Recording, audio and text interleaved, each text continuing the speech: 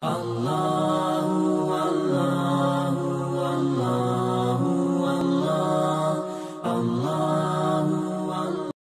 anbiya'i wal mursalin wa ala alihi wa ashabihi wa man tabi'ahum bi ihsanin ila yaumiddin. Amma ba'd. Hadirin sidang jamaah salat maghrib dan isya yang dimuliakan oleh Allah Subhanahu wa taala. Alhamdulillah, segala puji bagi Allah Subhanahu wa taala yang memberikan kita kesempatan untuk kemudian melanjutkan pelajaran kita dari kitab Umdatul Ahkam. Ini dari kitab Umdatul Ahkam, kitab yang berisi tentang hadis-hadis tentang masalah fikih.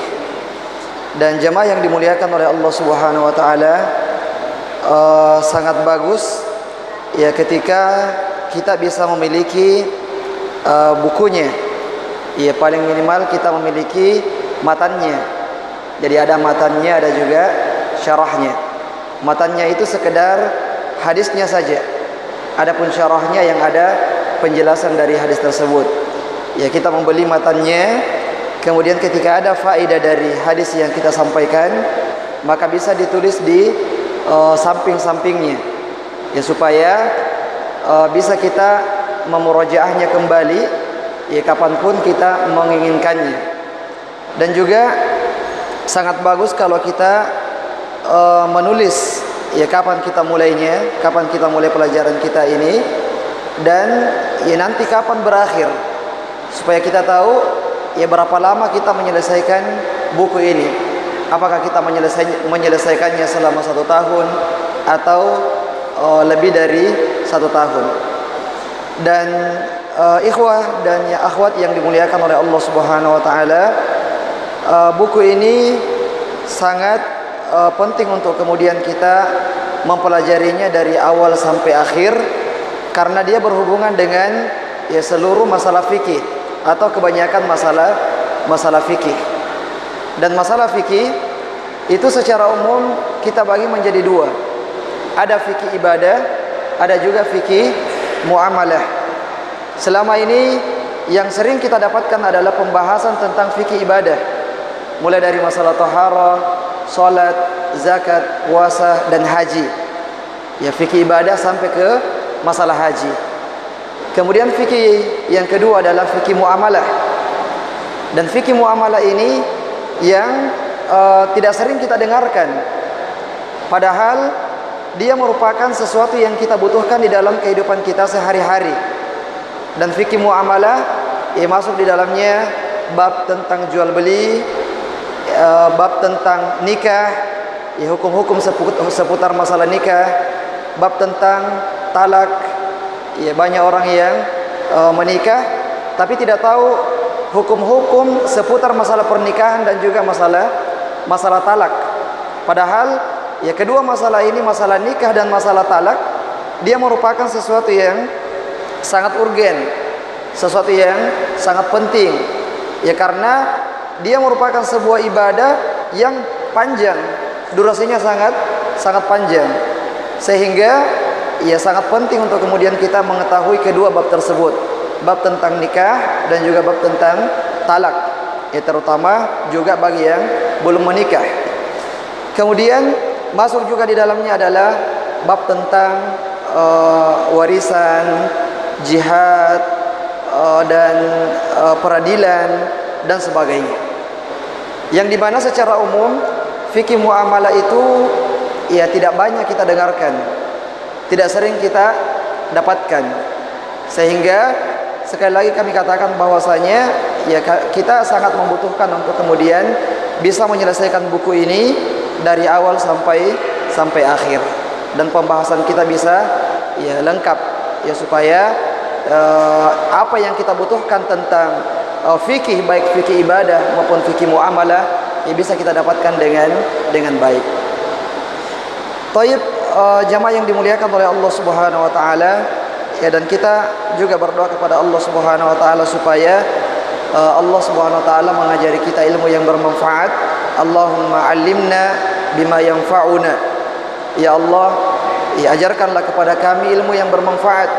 Wanfa'na bima 'allamtana. dan jadikanlah ilmu yang kami dapatkan tersebut bermanfaat untuk kami, bermanfaat untuk kita semuanya. Dan ilmu yang bermanfaat untuk pelakunya adalah ilmu yang diamalkan. Tapi kita masuk pada bab yang selanjutnya, yaitu bab tentang siwak. Ya, bab tentang siwak, dan insyaallah kita akan mengambil 3 bab. Bab tentang siwak, hadis yang pertama adalah an Abi Hurairah radhiyallahu anhu qala qala Rasulullah sallallahu alaihi wasallam laula an asyqa ala ummati la amartuhum bisiwaki inda kulli salatin. Dari Abu Hurairah bahwasanya Nabi kita Muhammad sallallahu alaihi wasallam bersabda, ya, seandainya bukan karena memberatkan umatku, maka saya akan memerintahkan mereka untuk bersiwak pada saat setiap kali mau salat. Ya. Jamaah yang dimuliakan oleh Allah Subhanahu wa taala, pelajaran yang kita ambil dari hadis ini yang pertama tentang sunnahnya bersiwak. Ya, sunnahnya bersiwak. Dan di dalam hadis disebutkan bahwasanya as-siwaku matharatun lil fami wa mardatun lirabbi. Siwak itu adalah sesuatu yang membersihkan mulut kita, dan dia merupakan sesuatu yang diridhoi oleh Allah Subhanahu wa taala.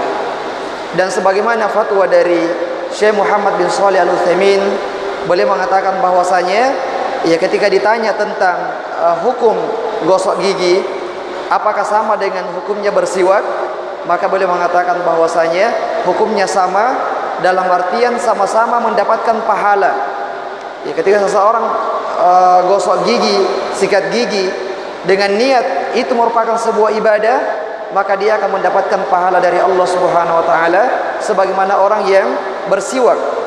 Ya, meskipun tentu saja jamaah yang dimuliakan oleh Allah Subhanahu wa taala, ya, siwak memiliki kelebihan yang lain yang tidak dimiliki oleh sikat gigi, sehingga sikat gigi belum seutuhnya bisa mewakili posisinya. Posisi siwak yang biasa kita lihat, ya, dari kayu arak. Ya. Dan diantara hal yang dimiliki dari siwak tersebut yang tidak dimiliki oleh sikat gigi adalah karena siwak bisa memudahkan kita untuk mengamalkan sunnah ini dimanapun kita berada. Ya, bisa kita bawa, bisa kita kantongi, bisa kita bawa kemana-mana, kapan saja kita mau bersiwak bisa kita lakukan. Kalau sikat gigi, ya paling kita simpan di rumah saja. Nah, ala kulli hal, poin yang penting di sini adalah ketika kita gosok gigi, maka kita niatkan itu sebagai ibadah karena dia merupakan perintah dari Nabi kita Muhammad sallallahu alaihi wasallam. Dan juga di antara faedah yang lain yang kita ambil dari sini adalah hadis ini menunjukkan tentang rahmat dari Nabi kita Muhammad SAW kepada kita semuanya, ya, kepada umatnya. Rasulullah adalah orang yang sangat penyayang terhadap umatnya. Di dalam Al-Quran disebutkan, ya, azizun alaihi ma'anittum, kemudian harisun alaikum bil mu'minina raufur rahim. Rasulullah itu adalah orang yang sangat berat baginya sesuatu yang memberatkan umatnya. Kalau ada sesuatu yang memberatkan umatnya, maka itu merupakan sesuatu yang sangat berat di hati Nabi kita Muhammad SAW. Ya, sehingga ini salah satu buktinya, di mana Rasulullah mau sekali kalau mewajibkan bersiwak setiap kali mau salat, namun jangan sampai kalau diwajibkan akan banyak kaum muslimin yang berdosa karena meninggalkannya, sehingga Rasulullah tidak mewajibkannya. Ya, sehingga Rasulullah SAW tidak mewajibkannya. Begitu pula dengan, ya, sholat tarawih yang tidak dikerjakan secara berjamaah selama 30 hari oleh Rasulullah, karena takut jangan sampai Allah Subhanahu wa taala kemudian menurunkan perintah untuk mewajibkannya. Dan, ya, banyak contoh-contoh yang lain di dalam Al-Quran dan di dalam As-Sunnah yang menunjukkan betapa besarnya, ya, kasih sayang Rasulullah kepada kita semuanya. Bahkan di akhir hayat Rasulullah sallallahu alaihi wasallam, beliau mengatakan ummati ummati, ya, umatku umatku. Beliau memikirkan bagaimana kondisi umatnya nanti sepeninggal Rasulullah sallallahu alaihi wasallam. Sampai pada detik-detik terakhir kehidupan Rasulullah di bumi, Rasulullah masih memperhatikan dan memikirkan bagaimana kondisi umatnya. Lalu tentu saja, ya, yang kita tanyakan di dalam diri kita adalah ya apa yang kita telah berikan kepada Nabi kita Muhammad sallallahu alaihi wasallam. Sejauh mana kita mencintai Rasulullah sallallahu alaihi wasallam. Dan di antara bukti kecintaan kita kepada Rasulullah adalah dengan mengamalkan sunnahnya, dengan mempelajari sunnahnya. Karena kita tidak mungkin mengamalkan sunnah kalau kita tidak mempelajarinya. Maka menuntut ilmu seperti ini, yang mempelajari Al-Quran dan sunnah seperti ini, itu merupakan bagian dari bukti kecintaan kita kepada Nabi kita Muhammad sallallahu alaihi wasallam. Karena di dalam majelis ilmu seperti ini, ia pasti akan disebutkan namanya Rasulullah dan pasti kita akan bersolawat kepada Nabi kita Muhammad sallallahu alaihi wasallam.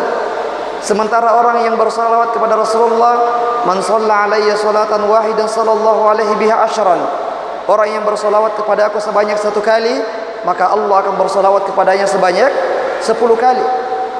Dan juga ya kita berusaha untuk menghafalkan hadis-hadis Nabi kita Muhammad sallallahu alaihi wasallam. Ya, kita mulai dari yang mudah-mudah saja. Misalnya kita mulai dari hadis arba'in. Ya, hadis arba'in An-Nawawiyah. 42 hadis. Ya, kalau bisa kita berusaha untuk mengamalkannya satu persatu. Karena ya, hadis yang berada di dalam hadis arba'in semuanya adalah hadis-hadis yang sangat penting.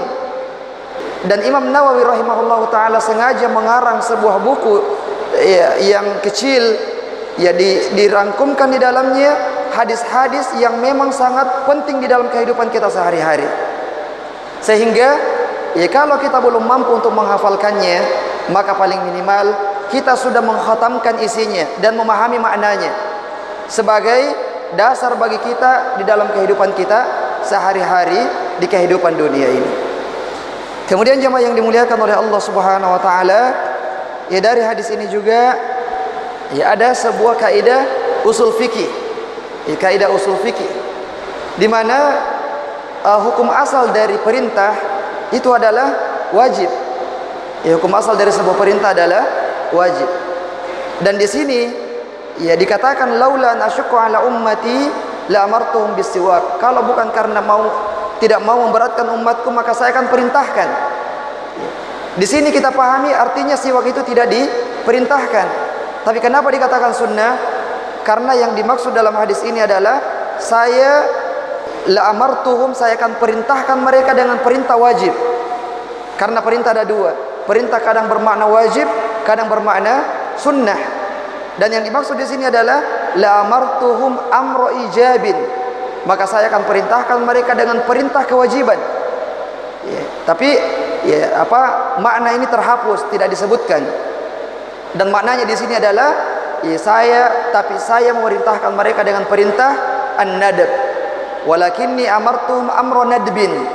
Akan tetapi saya memerintahkan mereka dengan perintah sebagai sesuatu yang sunnah sifatnya. Ya, jadi di dalam Al-Quran, dalam sunnah kita mendapatkan kalimat perintah, hukum asalnya wajib, namun kadang-kadang menjadi sunnah, bahkan kadang-kadang menjadi mubah ketika ada sesuatu yang memalingkan dia dari asalnya. Kemudian hadis yang kedua, jemaah yang dimuliakan oleh Allah Subhanahu wa taala adalah An Aisyah radhiyallahu anha qalat dakhala Abdurrahman bin Abi Bakrin ala Nabi sallallahu alaihi wasallam wa ana musnidatuhu ila sadri. Dari Aisyah radhiyallahu anha, ya dia menceritakan ya ketika Rasulullah di akhir hayatnya, ketika sudah mau meninggal dunia, ya ketika Rasulullah sedang sekarat, ya dia menceritakan bahwasanya masuk ke dalam rumahnya Aisyah Abdurrahman bin Abu Bakar, saudaranya Aisyah. Sementara ya Rasulullah sedang berada di sandarannya Aisyah radhiyallahu anha, ya berada di dadanya, berada di dada bagian atasnya. Ya. Kemudian pada waktu Abdurrahman masuk, dia sedang bersiwak, ya dengan siwak yang masih basah, ya. Siwakun ratbun, dengan siwak yang masih basah, dan dia menggunakan siwak tersebut untuk bersiwak, untuk menggosok giginya. Fa'abaddahu Rasulullah sallallahu alaihi wasallam basarahu. Dan Rasulullah ya menatap Abdurrahman bin Abu Bakar. yang sedang bersiwak. Fa akhadtu siwaka fa qadimtuhu fa tayyabtuhu thumma rafa'tuhu ila Nabi sallallahu alaihi wasallam fastanna bihi. Ya, kemudian Aisyah radhiyallahu anha memahami bahwasanya Rasulullah melihat Abdurrahman sedang bersiwak, itu artinya Rasulullah sedang ingin bersiwak pada waktu itu.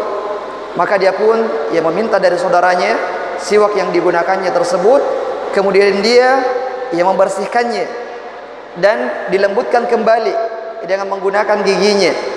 Kemudian dia berikan kepada Nabi sallallahu alaihi wasallam untuk digunakan bersiwak. Fa ma raaitu Rasulullah sallallahu alaihi wasallam istanna istinanan ahsana minhu. Dan saya tidak pernah melihat Rasulullah bersiwak sebaik cara bersiwaknya pada waktu itu. Siwak terakhirnya Rasulullah sallallahu alaihi wasallam.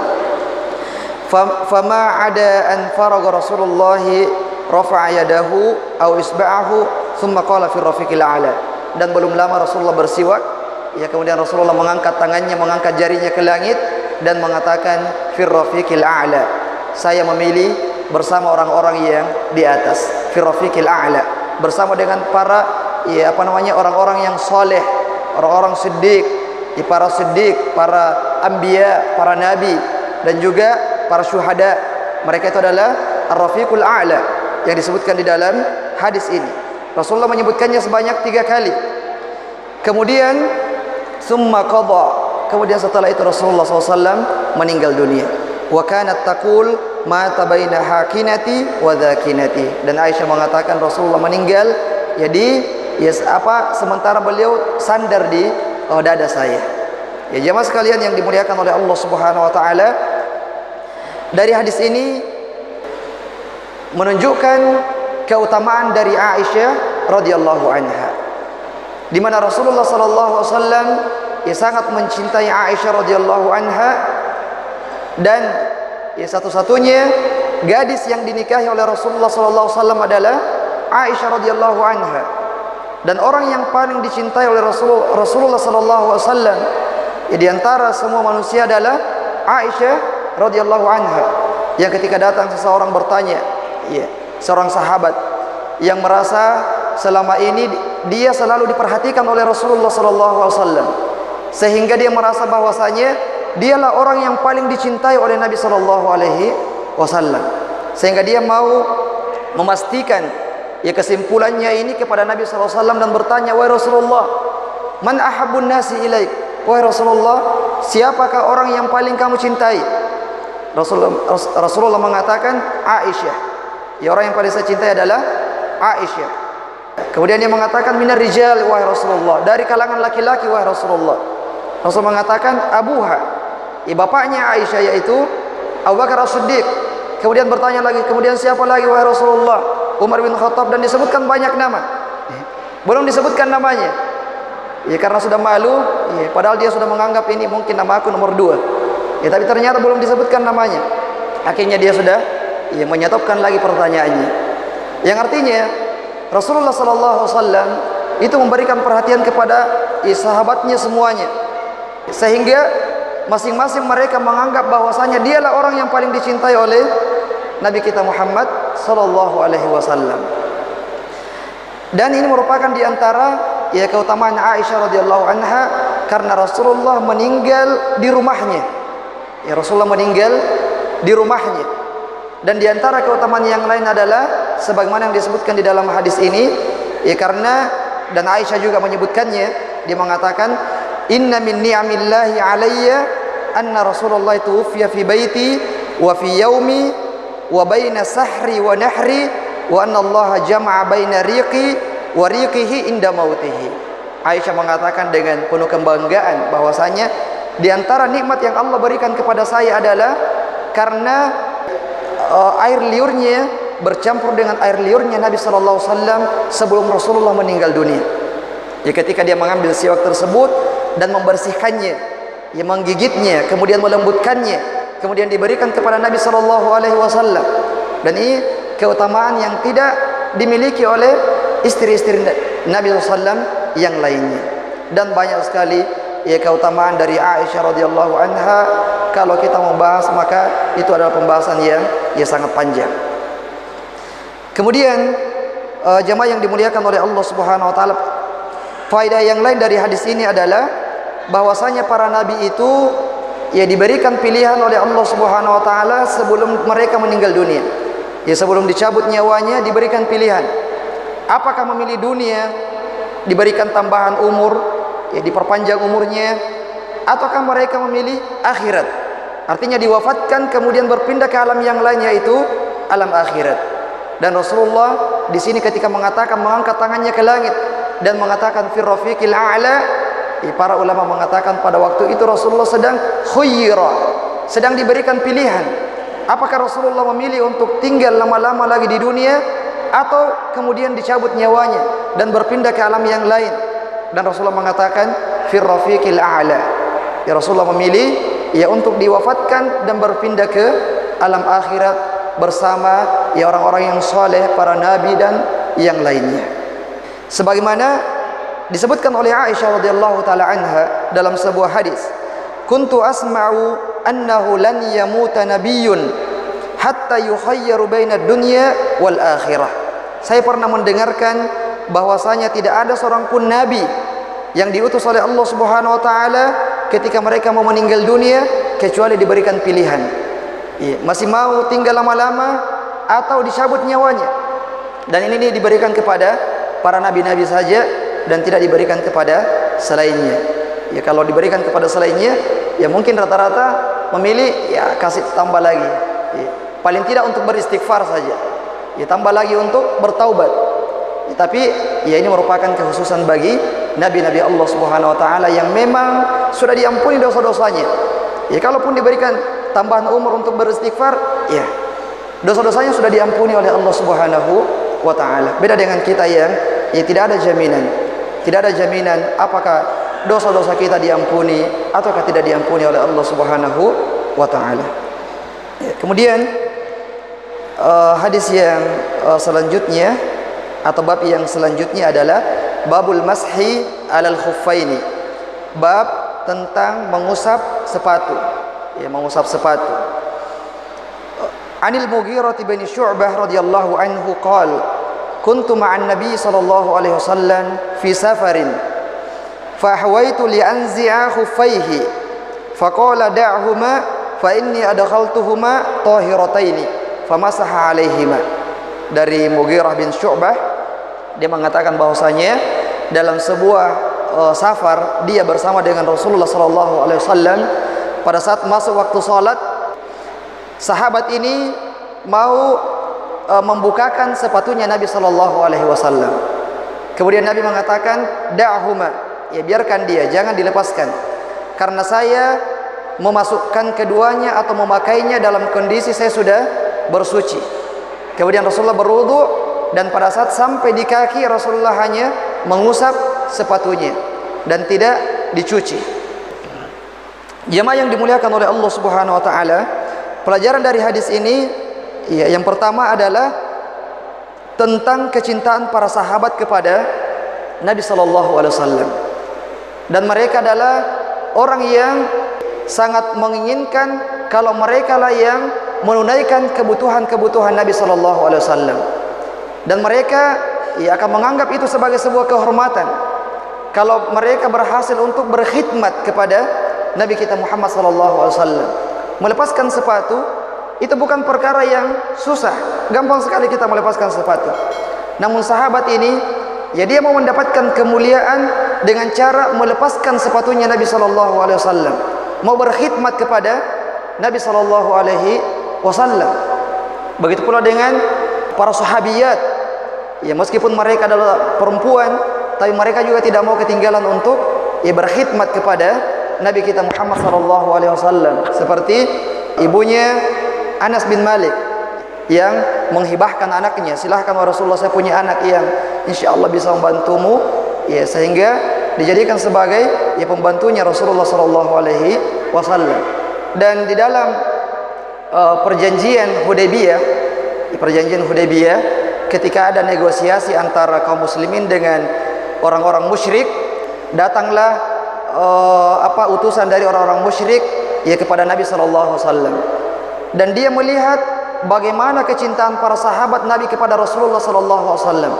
bagaimana mereka menghormati Rasulullah, bagaimana mereka diam ketika Rasulullah berbicara, sehingga ketika mereka sampai kepada utusan ini kembali kepada orang-orang Quraisy, dia mengatakan, janganlah kalian memerangi kaum muslimin, karena mereka adalah orang-orang yang sangat mencintai pemimpinnya, sangat mencintai nabinya, sangat mencintai sahabatnya. Saya sudah diutus pergi ke kerajaan Persia. Saya melihat Raja Persia dihormati, tapi biasa-biasa saja. Saya pernah diutus ke Romawi. Saya melihat tentaranya menghormati rajanya, biasa-biasa saja. Dan sekarang saya diutus kepada Muhammad dan kawan-kawannya dan sahabat-sahabatnya. Saya belum pernah melihat orang yang menghormati orang lain melebihi hormatnya para sahabat Nabi kepada Rasulullah SAW. Bahkan ketika Rasulullah meludah, mereka berebut untuk mendapatkan ludahnya Nabi SAW, karena itu merupakan berkah. Ludahnya Nabi merupakan berkah. Mereka ambil kemudian dilap ke badannya atau ke pakaiannya. Dan banyak ketika Ali bin Abi Thalib sakit mata pada perang Khaybar, Rasulullah meludahi matanya, sembuh dengan izin dari Allah Subhanahu wa taala, bahkan lebih baik daripada sebelumnya. Keberkahan yang diletakkan oleh Allah Subhanahu wa taala kepada nabinya sallallahu alaihi wasallam. Namun ini hanya ada pada Rasulullah dan tidak ada pada orang-orang soleh. Kalau ada orang-orang soleh, ada orang yang mengaku dirinya sebagai wali, jangan sampai kemudian dia meludah kita ambil ludahannya. Itu bukan wali Allah, itu wali syaitan. Wali syaitan kalau dia menganggap dirinya sebagai wali, air minumnya, bekas air minumnya berkah. Kalau dia sudah minum, diambil oleh orang lain, dijadikan sebagai obat. Ini wali syaitan. Kalau dia menganggap dirinya sebagai wali. Kemudian faedah yang kedua tentang hukum yang mengusap di atas sepatu. Jadi di antara keringanan yang Allah berikan kepada umat Islam adalah diberikan keringanan pada saat mau berwudu dan menggunakan sepatu, boleh tidak melepaskan sepatunya, cukup diusap saja di atasnya, berwudu sebagaimana biasanya. Namun pada saat sampai kepada mencuci kedua kaki, cukup diusap saja di atasnya. Kalau kita mukim 1 hari 1 malam, kalau kita musafir 3 hari 3 malam. Dan ini bisa kita amalkan ketika kita dalam perjalanan, misalnya menggunakan sepatu, atau kita dalam safar atau dalam rihla atau yang lainnya, maka kita bisa mengamalkannya. Kemudian faedah yang selanjutnya, yang ketiga, faedah yang terakhir dari hadis ini adalah dari hadis ini kita memahami bahwasanya agama itu memang harus berdasarkan an-nakal. Nakal artinya hadis dan Al-Quran, atau Al-Quran dan hadis, dan tidak boleh mendahulukan akal daripada nakal. Tidak boleh mendahulukan akal daripada Al-Quran dan Sunnah. Tidak boleh kemudian kita mengakal-akali sebuah hadis atau mengakal-akali sebuah ayat, tapi kita harus mendahulukan Al-Quran dan Sunnah daripada akal kita. Kadang-kadang ada sesuatu yang bertentangan dengan akal kita, maka kita mendahulukan Al-Quran dan Sunnah. Sebagaimana perkataan Ali bin Abi Thalib, "Law kana ad-dinu bir-ra'yi lakana asfalul khuf aula bil mashi min a'lahu." Seandainya agama itu sesuai dengan akal kita, maka pada saat mengusap sepatu, yang diusap itu adalah bagian bawahnya, bukan bagian atasnya.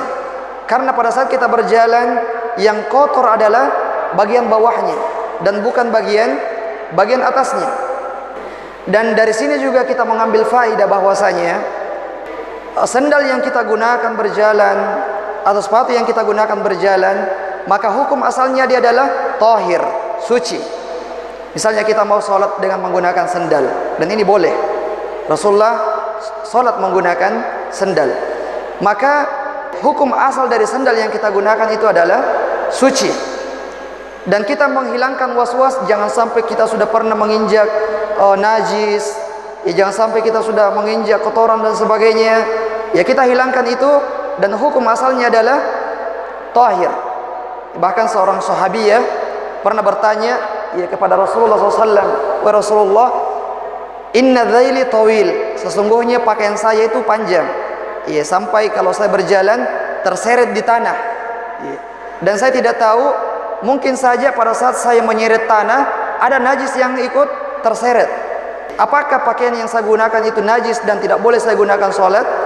Ya, kata Rasulullah sallallahu alaihi wasallam, ya, fi makna al-hadis, bahwasanya sesungguhnya ya, yang setelahnya, tanah yang setelahnya itu membersihkan najis yang ada. Ya, kalau misalnya ada najis yang melengket, kita melangkah lagi, maka tanah yang setelahnya itu membersihkan ya, najis yang sempat melengket di pakaian kita. Begitu pula dengan sendal. Dan dari sini juga kita mengambil pelajaran bahwasanya membersihkan hadas, membersihkan najis itu bukan cuma dengan air saja. Najis bisa kita bersihkan dengan tanah, najis bisa kita bersihkan dengan ya, tisu, najis bisa kita bersihkan dengan alat-alat yang lain. Tidak harus menggunakan air, ya, tidak harus menggunakan air di dalam membersihkan najis. Kemudian kita pindah ke bab yang selanjutnya, bab yang terakhir pada malam hari ini adalah babun fil madhi wa ghairihi. Bab tentang madhi dan yang sejenisnya.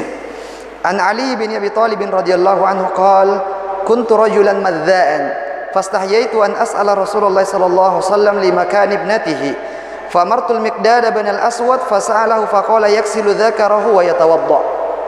Dari Ali bin Abi Thalib, dia mengatakan saya adalah orang yang madza. Madza artinya orang yang sangat ya sering keluar madhinya, ya, bukan mani tapi madhinya. Dan saya malu untuk bertanya kepada Rasulullah SAW karena Rasulullah adalah mertua saya. Putrinya Rasulullah ya, Fatimah adalah istrinya Ali bin Abi Thalib. Dan ya, kita pasti bisa memaklumi ya, kalau seorang menantu pasti malu bertanya kepada mertuanya pada masalah yang seperti ini. Maka dia memerintahkan Miqdad bin Aswad untuk bertanya kepada Nabi sallallahu alaihi wasallam. Kemudian Rasulullah menjawabnya dengan mengatakan yaksilu dzakarahu wa yatawadda. Ya, orang yang madza, suka keluar madhinya, ya dia membersihkan, ya dia mencuci kemaluannya kemudian berwudu. Jadi cara membersihkan madhi tidak sama dengan mani. Kalau mani harus mandi wajib. Adapun kalau madhi cukup dengan mencucinya saja. Dan cukup diangkat hadatnya dengan berwudu. Karena dia adalah hadas kecil, ya bukan hadas besar. Dan ini saya kira sesuatu yang sangat penting karena kadang-kadang terjadi. Dan ketika itu keluar, maka cukup dicuci, ya dicuci dan bukan dipercikkan, dicuci, dan kemudian kita ya berwudu untuk mengangkat hadas kecil yang menimpa kita. Kemudian hadis yang berikutnya adalah wa an Abbad bin Tamim an Abdullah bin Zaid bin Asim al-Mazini radhiyallahu anhu qala syukiya ila Nabi sallallahu alaihi wasallam ar-rajulu yukhayyalu ilaihi annahu yajidu syai'a fi shalah qala la yansarifu hatta yasma'a sautan aw yajidu rihan. Ya, dari Abbad bin Tamim, dia mengatakan bahwasanya ada seseorang yang dimana dia masalahnya adalah pada setiap kali dia sholat dia merasakan ada sesuatu yang keluar, sehingga dia tanyakan kepada Nabi SAW dan Nabi mengatakan la yansarifu hatta yasma'a sautan aw yajidu rihan. Dia tidak keluar dari sholatnya sampai dia mendengarkan suara atau mencium bau. Ya, dia orang ini selalu was-was, ya, sepertinya ada yang keluar dari dari duburnya, ya angin, sepertinya dia sedang buang angin. Ya, maka Rasulullah mengatakan kepada orang tersebut, dia tidak keluar dari sholatnya dan membatalkan sholatnya sampai betul-betul yakin. Bagaimana yakinnya? Yakinnya adalah dengan salah satu dari dua tanda. Apakah dia mendengarkan suara atau mencium bau? Nah, kalau sudah ada dari dua alamat ini, itu artinya dia sudah yakin bahwasanya dia sudah buang angin. Kalau buang angin berarti wudunya sudah batal dan harus ya, berwudu kembali dan sholat kembali. Dari hadis ini ulama kita membuat sebuah kaidah fikih yang berbunyi al-yaqinu la yazulu bisyak. Al-yakin la yazulu bisyak. Keyakinan itu tidak sirna karena adanya sebuah keraguan. Jadi jangan kemudian kita menjadikan keyakinan kita itu batal gara-gara adanya sebuah keraguan. Ya misalnya ketika kita sholat, ya, kita sholat, setelah sholat kita ragu-ragu. Tadi kita sudah yakin sudah berwudu. Sebelum sholat kita sudah yakin sudah berwudu. Namun setelah berwudu kita ragu-ragu, apakah sudah batal wudunya ataukah tidak? Nah di sini kita mengatakan bahwasanya sholatnya sah dan wudunya sah. Kenapa demikian? Karena dia sudah meyakini bahwasanya sebelumnya dia sudah berwudu. Adapun yang meragukan di sini adalah apakah wudunya batal atau tidak. Maka kita menguatkan yang yakin dan kita meninggalkan yang meragukan. Begitu pula dengan yang sebaliknya. Ya ketika ada orang yang sholat misalnya, setelah sholat dia ragu-ragu. Tadi dia sudah yakin bahwasanya wudunya itu sudah batal. Setelah batal wudunya, dia ragu-ragu, dia sudah berwudu kembali ataukah belum? Ya, dia sudah berwudu kembali atau belum? Maka kita katakan kepadanya, berwudu kembali dan ulangi sholatnya. Kenapa demikian? Karena yang yakin adalah bahwasanya wudunya sudah batal. Ini yang yakin. Adapun yang meragukan adalah apakah dia sudah wudu setelahnya atau belum. Maka kita mengambil yang yakin dan meninggalkan yang meragukan. Dan banyak contoh-contoh yang lain. Kemudian hadis yang selanjutnya adalah wa an ummi Qaisin binti Mihsanin al-Asadiyah annaha atat bibnin laha saghirin lam ya'kul at-ta'am ila Rasulillah sallallahu alaihi wasallam fajlasahu fi hijrihi fabala ala thawbihi fada'a bima'in fanadhahu wa lam yaksilhu. Ya Ummu Qais pernah datang membawa anaknya yang masih kecil yang belum makan, ya kecuali ASI saja, ya kecuali ASI. Kemudian Rasulullah memangkunya, tiba-tiba anak tersebut kencing. Maka Rasulullah meminta untuk dibawakan air dan Rasulullah yang memercikkannya dan tidak mencucinya. Ya artinya bahwasanya kencingnya bayi laki-laki yang belum makan selain daripada ASI itu cukup dipercikkan saja. Adapun kalau sudah minum air atau sudah makan bubur, ya meskipun masih ASI juga tapi dibantu dengan bubur, ya maka kencingnya itu sudah berubah jadi najis yang berat. Masih ada yang tersisa, kita akan lanjutkan pada pertemuan yang akan datang. Ya subhanakallahumma bihamdik, asyhadu an la ilaha illa anta astaghfiruka wa atubu ilaik. Wa akhir da'wana alhamdulillahirabbil alamin. Wassalamualaikum warahmatullahi wabarakatuh.